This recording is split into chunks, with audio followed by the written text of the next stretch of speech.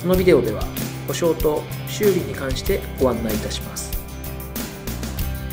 まずお使いの製品が保証期間内か確認していただきます。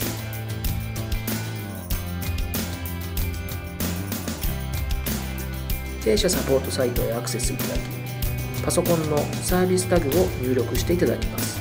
製品のサポートページにて保証のタブから正確な日時を確認していただけます。もし保証が切れていてもご安心ください。弊社にてサービスを提供させていただくことができます。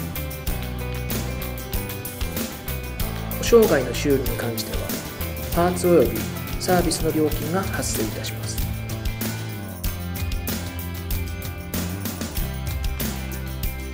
正式な見積もりにてパーツ及びサービス料金をお支払いいただく必要がありますが、修理を行う過程にて追加のパーツが必要になった場合でも追加料金は発生いたしません。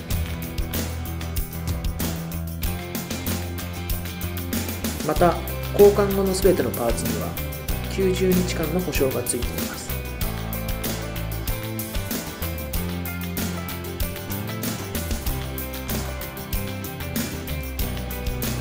テクニカルサポート担当者が問題の原因の特定を行い、修理に必要な費用を算出します。修理の方法には2つのタイプがございます。製品を工場にてお預かりして修理する方法と、エンジニアがお伺いして修理する方法です。いずれの修理に関しても専門の担当者が作業を行わせていただきます。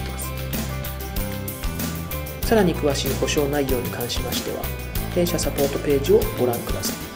ご視聴いただきありがとうございました。